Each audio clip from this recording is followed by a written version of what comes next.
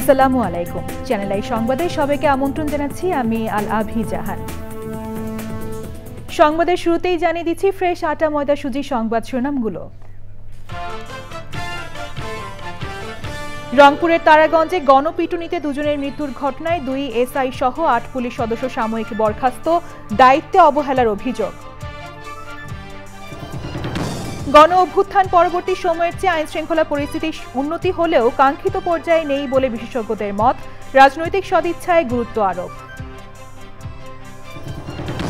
নির্বাচন নিয়ে টালবাহানাকারীরা ফ্যাসিবাদ ফিরিয়ে আনতে চায় বলে বিএনপির অভিযোগ, গণতন্ত্র পুনঃপ্রতিষ্ঠায় সবাইকে এক হওয়ার আহ্বান।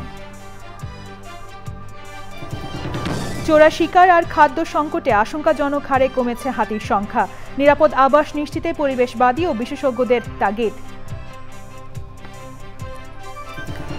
এবং সবুজে সাজাই বাংলাদেশের স্লোগানে রাঙামাটিতে প্রকৃতি ও জীবন ক্লাবের বৃক্ষরোপণ ও চারা বিতরণ, স্বাগত জানিয়েছেন বিশিষ্টজনেরা।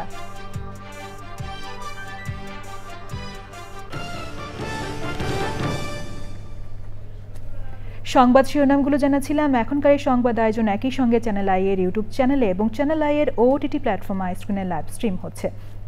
এবার বিস্তারিত।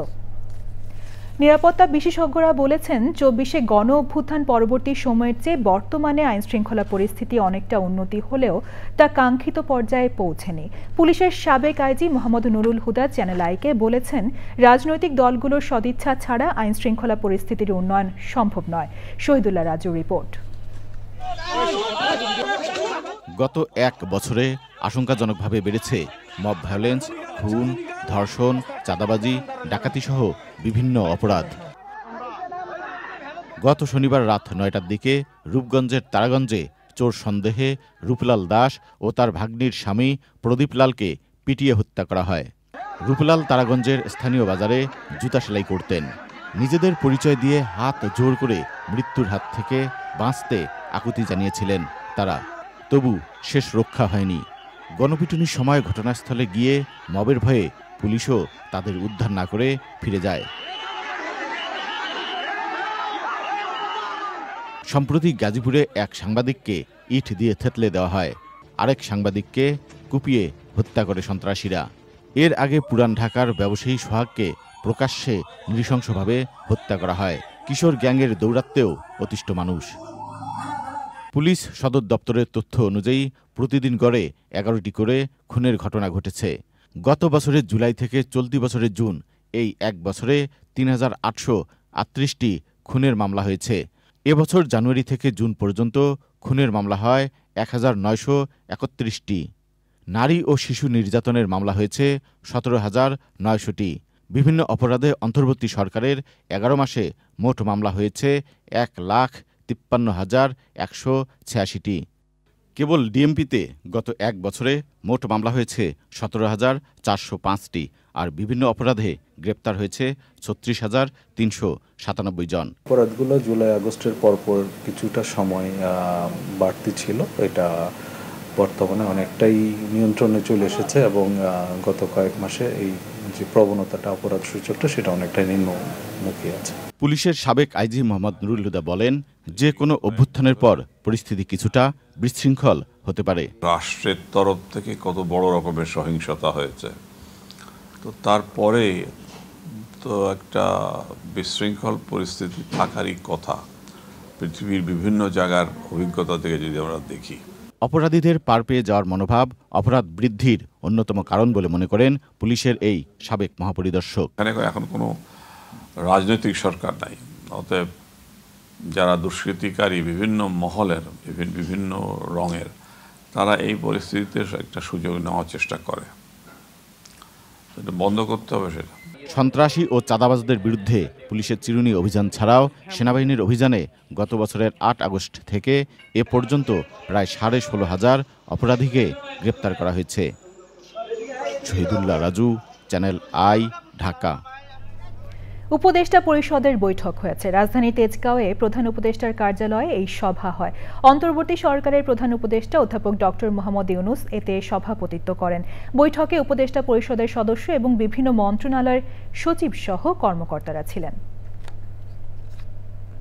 বিএনপির ভাইস চেয়ারম্যান শামসুজ্জামান দুদু বলেছেন, যারা গণতন্ত্র ও নির্বাচন নিয়ে তালবাহানা করছে তারা ফ্যাসিবাদ ও স্বৈরতন্ত্রকে ফিরিয়ে আনতে চায়। জাতীয় নির্বাচন বানচালের ষড়যন্ত্রের প্রতিবাদে জাতীয় প্রেস ক্লাবের সামনে অপরাজেয় বাংলা আয়োজিত প্রতীকী যুব সমাবেশে তিনি বলেন, বাংলাদেশের প্রতিটি মানুষ নির্বাচনের জন্য অপেক্ষা করছে। সংস্কার একটি ধারাবাহিক প্রক্রিয়া, সেই প্রক্রিয়ার মাঝেই নির্ধারিত সময় নির্বাচন হতে হবে বলে মন্তব্য করে সে লক্ষ্যে সবাইকে ঐক্যবদ্ধ থাকার আহ্বান জানান তিনি।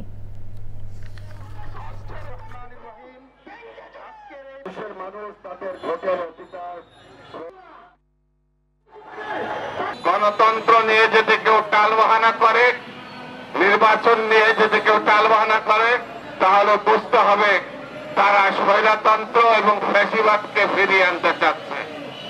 সেই জন্য আমাদেরকে সাবধান থাকতে হবে। জনাব তারেক রহমান সাহেবের নেতৃত্বে তিনি যেভাবে 16 বছর নেতৃত্ব দিয়ে ফ্যাসিবাদ মুক্ত করেছে বাংলাদেশকে, এবং তার নেতৃত্বে বাংলাদেশের নির্বাচিত সরকার আমরা প্রতিষ্ঠা করতে চাই। সেই জন্য আমাদের ঐক্যবদ্ধ থাকতে হবে। রাষ্ট্রপতির পদটি আলংকারিক না রেখে ক্ষমতাশালী হওয়া প্রয়োজন, এমন মতামত এসেছে ঐকমত্য কমিশনে। অনেকের মতে সাংবিধানিক প্রতিষ্ঠানগুলোর গুরুত্বপূর্ণ পদে নিয়োগের ক্ষেত্রে প্রধানমন্ত্রীর একক ক্ষমতা কমিয়ে রাষ্ট্রপতির সিদ্ধান্তেই হওয়া উচিত। বিএনপি অবশ্য এই প্রস্তাবে একমত হয়নি। বিশ্লেষকরাও মনে করেন এটি করলে অনাকাঙ্ক্ষিত ক্ষমতার ভারসাম্যহীনতা তৈরি হতে পারে। পরাগ আজিমের রিপোর্ট। ঐকমত্য কমিশনের 2 মাসব্যাপী টানা আলোচনার শেষ দিনে অনেক গুরুত্বপূর্ণ বিষয়ে রাজনৈতিক দলগুলো তাদের মতামত দেয়। এর মধ্যে অন্যতম ছিল রাষ্ট্রপতির ক্ষমতা বৃদ্ধি সংক্রান্ত। বলা হয়, সশস্ত্র বাহিনীর প্রধান, ডিজিএফআইর প্রধান, এনএসআই প্রধান, সিইসি, দুদক চেয়ারম্যান, বাংলাদেশ ব্যাংকের গভর্নর সহ 12টি পদে নিয়োগে রাষ্ট্রপতির সরাসরি এখতিয়ার থাকা প্রয়োজন। সংবিধান সংস্কার কমিশনের সদস্য ডক্টর শরীফ ভূঁইয়া বলেন, এ পদগুলোতে নিয়োগে প্রধানমন্ত্রী, স্পিকার সহ কয়েকজনের সমন্বয়ে কমিটি গঠনের প্রস্তাব করা হয়েছে। কমিটির সুপারিশের আলোকে চূড়ান্ত সিদ্ধান্ত দেবেন রাষ্ট্রপতি। ঐকমত্য কমিশনের যে রেকমেন্ডেশন, এটা যদি বাস্তবায়িত হয় তাহলে পরিস্থিতি এমন দাঁড়াবে না যে রাষ্ট্রপতি নিজের ইচ্ছামতো নির্বাচন কমিশন বা নিজের ইচ্ছামতো দুর্নীতি দমন কমিশন নিয়োগ দিতে পারবেন প্রধানমন্ত্রীকে পাশ কাটিয়ে, বরং রাষ্ট্রপতিকে একটা 5-6 সদস্যের একটা কমিটির রেকমেন্ডেশনের ভিত্তিতে সাংবিধানিক পদগুলোতে নিয়োগের ক্ষেত্রে প্রধানমন্ত্রীর একক ক্ষমতাটাকে কমানো হয়েছে, এবং এটা বাংলাদেশের পরিপ্রেক্ষিতে এটা প্রয়োজন। তবে সংসদীয় ব্যবস্থায় রাষ্ট্রপতিকে ক্ষমতায়িত করার চেষ্টা শাসন কাঠামোয় অর্থাৎ আইন, বিচার ও নির্বাহী বিভাগের মধ্যে ভারসাম্যের পরিবর্তে বিশৃঙ্খলা তৈরি করতে পারে বলে মনে করে Centre for Policy Dialogue, CPD. শাসন বিভাগের গুরুত্বপূর্ণ কিছু মনোনয়ন যদি প্রধানমন্ত্রীর কাছ থেকে যদি এটি রাষ্ট্রপতির কাছে নিয়ে যাওয়া হয়, তাতে যেটা হবে যে প্রধানমন্ত্রীর এই সংসদ পরিচালনা অথবা তার শাসন কার্য পরিচালনার ক্ষেত্রে এক ধরনের ভারসাম্যহীনতা তৈরি হতে পারে। তা সরকারের প্রধান হিসেবে তার যে সমস্ত সিদ্ধান্তগুলো তিনি বাস্তবায়ন করতে চান, সে সমস্ত বাস্তবায়ন প্রক্রিয়াতে অনেক সময় দ্বৈত সিদ্ধান্ত বা সিদ্ধান্তহীনতা মতো পরিস্থিতির কারণে অনাকাঙ্ক্ষিত পরিস্থিতি তৈরি হতে পারে। বিষয়টি নিয়ে আরও ভাবনার অবকাশ আছে বলে মনে করেন সিপিডির এই গবেষণা পরিচালক। আরও বেশি স্বচ্ছতা এবং জবাবদিহিতা নিশ্চিত করবার জন্য। পরাগ আজিম, চ্যানেল আই, ঢাকা। রাজধানীতে 3 দিনের হজ ও ওমরা মেলা শুরু হয়েছে। মেলা উদ্বোধন করে ধর্ম উপদেষ্টা বলেছেন, 2026 সালে সুষ্ঠু হজ পালনের জন্য এখন থেকেই প্রস্তুতি গ্রহণ করছে সরকার। হজের বিমান ভাড়া কমানোর দাবি জানিয়েছে Hajj agencies association of Bangladesh, HAAB. চকরমালিথার রিপোর্ট। এক ছাদের নিচে সরকারি বেসরকারি বিভিন্ন হজ ও ওমরা প্যাকেজের সুবিধা নিয়ে ঢাকার চিন্মৈত্রী সম্মেলন কেন্দ্রে শুরু হয়েছে ভিন্নধর্মী এই মেলা। ধর্ম মন্ত্রণালয়ের সহযোগিতায় হজ এজেন্সিজ অ্যাসোসিয়েশন অব বাংলাদেশ, হাবের আয়োজনে মেলার উদ্বোধন করেন ধর্ম উপদেষ্টা। মধ্যস্বত্বভোগীদের এই অত্যাচার থেকে যাতে হজ ব্যবস্থাপনাকে মুক্ত রাখা যায়, আপনাদের সহযোগিতা কামনা করি। আপনাদের সহযোগিতা পেলে, আন্তরিকতা পেলে আমরা 26 সালের হজ 25 সালের চাইতে আরো বেস্ট করতে পারব। সরকারের কাছে বিমান ভাড়া কমানো সহ বিভিন্ন দাবির কথা জানান হাবের নেতারা। বিমান ভাড়া আমরা মিনিমাম 50,000 টাকা গতবার চেয়ে কম বলার জন্য আমরা চেষ্টা করছি। বাড়ি ভাড়া যদি আমরা মোয়াল্লেমের মাধ্যমে আমরা বাড়ি ভাড়া করি, যে বাড়িটি আমরা 500 রিয়াল দিয়ে ভাড়া করি সেটি 1000 রিয়াল দিয়ে ভাড়া করতে হবে। শনিবার পর্যন্ত 3 দিনের এ মেলা সবার জন্য উন্মুক্ত থাকবে। চকর মালিথা, চ্যানেল আই, ঢাকা। প্রকৃতির ইঞ্জিনিয়ার খ্যাত হাতির রয়েছে পরিবেশের ভারসাম্য রক্ষায় গুরুত্বপূর্ণ ভূমিকা। তবে অপরিকল্পিত আগ্রাসন, চোরা শিকার আর খাদ্য সংকটে আশঙ্কাজনক হারে কমেছে হাতির সংখ্যা। IUCN রেড লিস্টেও অতি সংকটাপন্ন প্রাণী হিসেবে তালিকাভুক্ত হাতি। বাস্তুতন্ত্র রক্ষায় হাতির নিরাপদ আবাস নিশ্চিতের পাশাপাশি পর্যাপ্ত খাদ্যের ব্যবস্থা করার তাগিদ দিয়েছেন পরিবেশবাদী ও বিশেষজ্ঞরা। বাংলাদেশের হাতি সংরক্ষণ নিয়ে আফরোজা হাসির রিপোর্ট। শত বছর আগেও দেশের প্রায় সব বনাঞ্চলেই ছিল হাতির বিচরণ। তবে আবাসস্থল ও বিচরণ ক্ষেত্র সংকুচিত হয়ে হাতির শেষ আশ্রয়স্থল এখন পার্বত্য চট্টগ্রাম, কক্সবাজার ও ময়মনসিংহ অঞ্চলের পাহাড়ি বনাঞ্চল। খাদ্য সংকটে বাড়ছে হাতি ও মানুষের দ্বন্দ্ব। এতে পার্শ্ববর্তী দেশগুলোতে চলে যাওয়া সহ মারা যাচ্ছে অনেক হাতি। শত প্রতিকূলতার মাঝেও টিকে আছে 2 শতাধিক হাতি। হুমকিতে থাকা এই প্রাণী রক্ষায় বাড়ানো হচ্ছে পাহাড়ি বনভূমি সুরক্ষা ব্যবস্থা। হাতি ও মানুষের দ্বন্দ্ব নিরসনে ক্ষতিপূরণ, সচেতনতা বৃদ্ধি, এলিফ্যান্ট রেসপন্স টিম গঠন করা হয়েছে। এছাড়াও নেওয়া হয়েছে দীর্ঘমেয়াদী হাতি সংরক্ষণ কর্মপরিকল্পনা। হাতি রক্ষায় বিশ্বের সাথে তাল মিলিয়ে 12ই আগস্ট বিশ্ব হাতি দিবস পালিত হয়েছে বাংলাদেশেও। মহাবিপন্ন হাতি সংরক্ষণ ও ব্যবস্থাপনায় গবেষণা, বহুপাক্ষিক প্রচেষ্টা, টেকসই তহবিল ও সংশ্লিষ্ট সহায়তা জরুরি বলছেন বিশেষজ্ঞরা। আফরোজা হাসি, চ্যানেল আই। বাংলাদেশের হাতি সংরক্ষণ নিয়ে বিশেষ পর্ব দেখবেন আজ রাত 10:15 প্রকৃতি ও জীবন অনুষ্ঠানে। সবুজে সাজাই বাংলাদেশ স্লোগানে পর্যটন শহর রাঙামাটিতে বৃক্ষরোপণ ও চারা বিতরণ করেছে প্রকৃতি ও জীবন ক্লাব। মোবাইল নেটওয়ার্ক অপারেটর বাংলালিংকের সহযোগিতায় জেলা শহরের 7টি শিক্ষা প্রতিষ্ঠান সহ 5টি উপজেলার বিভিন্ন শিক্ষা প্রতিষ্ঠানে গাছের চারা বিতরণ করা হয়। জীববৈচিত্র্য ও পরিবেশ সুরক্ষার উদ্যোগকে স্বাগত জানিয়েছেন বিশিষ্টজনেরা। মনসুর আহমেদের তথ্য ভিডিওচিত্রে আফরোজা হাসির রিপোর্ট। লাখো পর্যটকের গন্তব্যস্থল সবুজ পাহাড়ে মোড়া প্রাকৃতিক সৌন্দর্যের লীলাভূমি রাঙামাটি। তবে পাহাড় কাটা, নির্বিচারে বৃক্ষনিধন সহ পরিবেশ বিরোধী নানা কর্মকাণ্ডে হুমকিতে এই অঞ্চলের প্রাণ প্রকৃতি। পরিস্থিতির উত্তরণে বাংলালিংকের সহযোগিতায় প্রকৃতি ও জীবন ক্লাবের বৃক্ষরোপণ। সবুজে সাজাই বাংলাদেশ এই প্রতিপাদ্যে রাঙামাটিতে বৃক্ষরোপণ কর্মসূচি পালন করেছে প্রকৃতি জীবন ক্লাব। এই যে গাছ, সারা পৃথিবীতে যত গাছ আছে তা কিন্তু 25% কার্বন ডাই অক্সাইড শুষে নিচ্ছে। এই যে শুষে নেওয়া এই কার্বন ডাই অক্সাইড, এটা কিন্তু বিশাল একটা ক্ষতির থেকে আমাদের রক্ষা করছে এই গাছগুলো। সুতরাং আমরা যত বেশি গাছ লাগাবো তত কিন্তু এর থেকে উপকৃত হব আমরা। আসুন সবাই হাতে হাত মিলিয়ে একসাথে এই বৃক্ষরোপণ কর্মসূচিকে এগিয়ে নিয়ে যাই। সবুজায়ন উৎসব ঘিরে উচ্ছ্বসিত তরুণ প্রজন্ম। গাছ আমাদের অক্সিজেন দেয়, তাই আমরা গাছ লাগাতে চাই। বন বনানীকে আরো সমৃদ্ধ করার জন্য চ্যানেল আইয়ের উদ্যোগকে পার্বত্যবাসীর পক্ষ থেকে আমরা স্বাগত জানাই। সত্যি বলতে আমরা একটা গাছ লাগাচ্ছি না, আমরা প্রকৃতি একটা ভবিষ্যৎ রোপণ করছি, যেটা আমাদের ভবিষ্যতে অক্সিজেন এবং পরবর্তী প্রজন্মকে সুফলের পথে নিয়ে যাবে। পরিবেশগত সংকট নিরসনে সময় উপযোগী উদ্যোগের প্রশংসায় বিশিষ্টজনরা। এই উদ্যোগটাকে আমরা স্বাগত জানাই। ভবিষ্যতে যেন এই কর্মকাণ্ড অব্যাহত থাকে। আমাদেরকে গাছ লাগাতে হবে বেঁচে থাকার জন্য। তো কাজে এটা আজকে আমাদের প্রমিস হওয়া উচিত, প্রতিজ্ঞা হওয়া উচিত, প্রত্যেকের বাড়িতেই 2-4টা করে গাছ লাগানো। সবুজায়নকে বেগবান করতে সবাইকে ঐক্যবদ্ধভাবে এগিয়ে আসার আহ্বান পরিবেশবাদীদের। আফরোজা হাসি, চ্যানেল আই। দেশের অন্য সব শহরের মতোই টাঙ্গাইল শহরের পরিধিও বাড়ছে। দিনে দিনে ভরাট হয়ে যাচ্ছে আবাদি জমি, নদী নালা ও প্রাকৃতিক জলাশয়। কমছে সবুজের পরিমাণ, যা থেকে সুরক্ষা পেতে এই শহরেও শুরু হয়েছে ছাদ কৃষির চর্চা। বিস্তারিত জানাচ্ছেন শাইখ সিরাজ। 1.5 দশক আগেও টাঙ্গাইল জেলা শহরের আদালতপাড়া এই এলাকাটি ছিল ফসলি মাঠ। এখন ভবনে ভবনে ভরে গেছে চারপাশ। তবে ভবন নির্মাণ করলেও নিজ আবাসনে সবুজ পরিবেশ ধরে রাখতে ছাদ কৃষির আয়োজন করেছেন ডাক্তার আব্দুস সামাদ।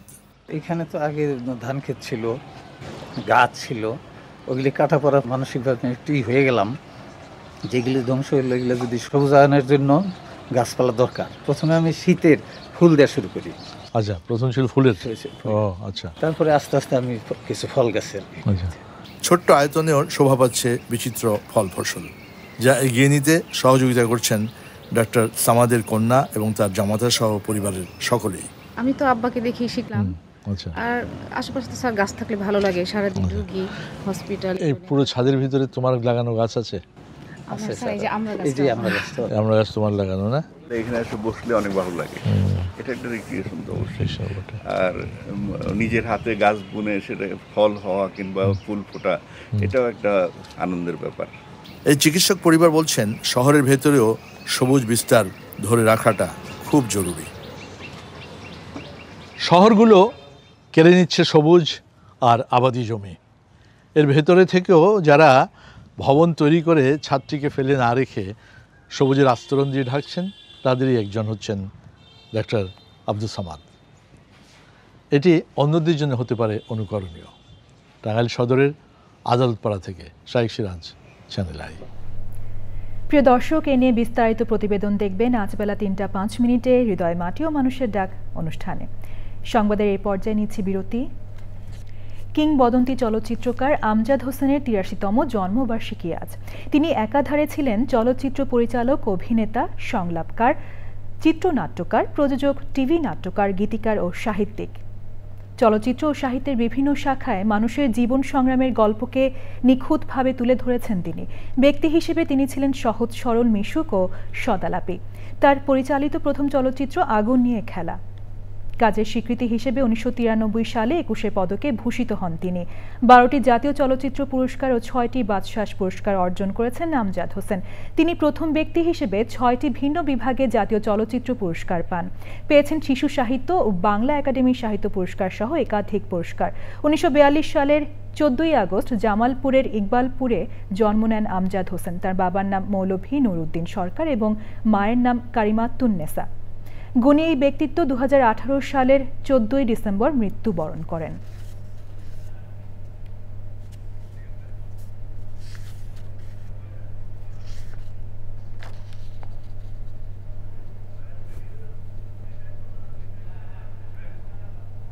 সাদা পাথর আগের অবস্থানে ফিরিয়ে নেওয়ার সিদ্ধান্ত বাস্তবায়নে বুধবার রাতেই লুট হওয়া পাথর উদ্ধারে অভিযান শুরু করেছে জেলা ও বিভাগীয় প্রশাসন। আশপাশের এলাকা থেকে উদ্ধার করা এসব সাদা পাথর ফিরিয়ে রাখা হচ্ছে মূল স্থানে। সিলেটের ভোলাগঞ্জে সাদা পাথর লুটের ঘটনা তদন্ত ও দায়ীদের বিরুদ্ধে দ্রুত ব্যবস্থা নিতে হাইকোর্টে রিট আবেদন করেছেন সুপ্রিম কোর্টের একজন আইনজীবী। সেই সাথে ওই এলাকায় পরিবেশগত ও আর্থিক ক্ষতির পরিমাণ জানাতে ১৫ দিনের মধ্যে প্রতিবেদন দিতে বলা হয়েছে। অবৈধভাবে পাথর উত্তোলনের সাথে জড়িতদের চিহ্নিত করে ব্যবস্থা নেওয়া এবং সাদা পাথর এলাকার পরিবেশ সংরক্ষণের পাশাপাশি পর্যটকদের নিরাপত্তা নিশ্চিতে নির্দেশনা চাওয়া হয়েছে রিটে। আবেদনকারী আইনজীবী মীর এ কে এম নবী জানিয়েছেন, পর্যটন, পরিবেশ ও খনিজ সম্পদ মন্ত্রণালয়কে তদন্ত করে ওই রিপোর্ট দিতে বলা হয়েছে। বিচারপতি ফাহমিদা কাদির ও বিচারপতি সৈয়দ জাহেদ মঞ্জুরের বেঞ্চে রোববার শুনানি হবে। রিট আবেদনে স্বরাষ্ট্র, খনিজ, পরিবেশ, বন ও পর্যটন মন্ত্রণালয় সহ ১০ জনকে বিবাদী করা হয়েছে। এবার রয়েছে নিটল টাটা কৃষি সংবাদ।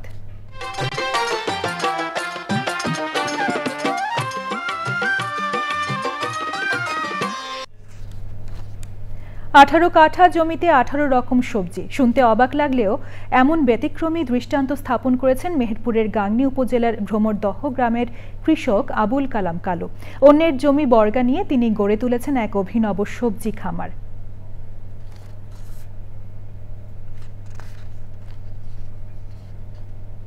এবার প্রকৃতি সংবাদ।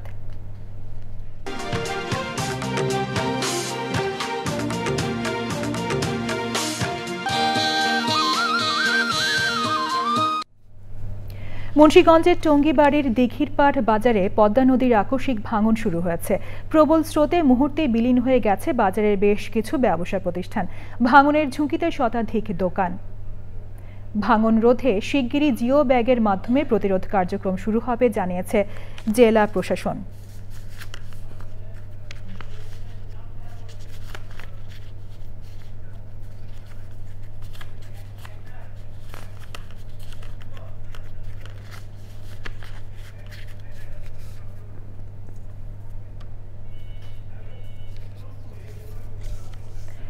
রংপুরের তারাগঞ্জে গণপিটুনিতে দুজনের মৃত্যুর ঘটনায় দায়িত্ব অবহেলার অভিযোগে 2 এসআই সহ 8 পুলিশ সদস্যকে সাময়িক বরখাস্ত করা হয়েছে।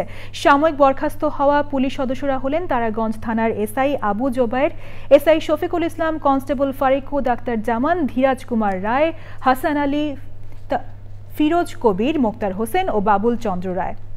তাদের রংপুর জেলা পুলিশ লাইন্সে সংযুক্ত করা হয়েছে। সেই সাথে রূপলাল হত্যা মামলার তদন্তকারী কর্মকর্তা এসআই আবু জোবায়েরকে তদন্ত কার্যক্রম থেকে অব্যাহতি দিয়ে নতুন তদন্ত কর্মকর্তা হিসেবে তারাগঞ্জ থানার পুলিশ পরিদর্শক রফিকুল ইসলামকে নিয়োগ দেওয়া হয়েছে।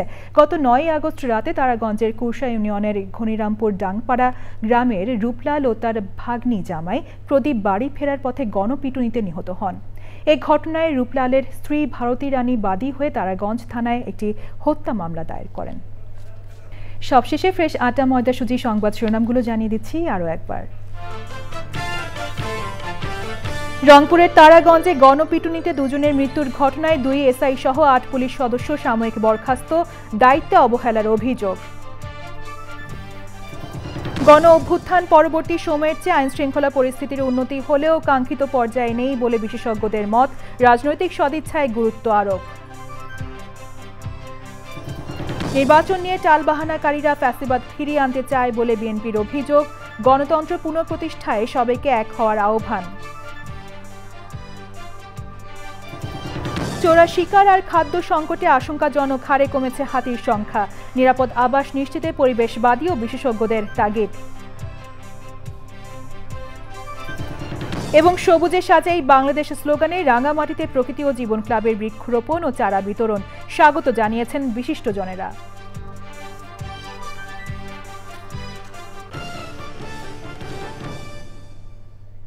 পরবর্তী শীর্ষ খবর দেখার আমন্ত্রণ রইল।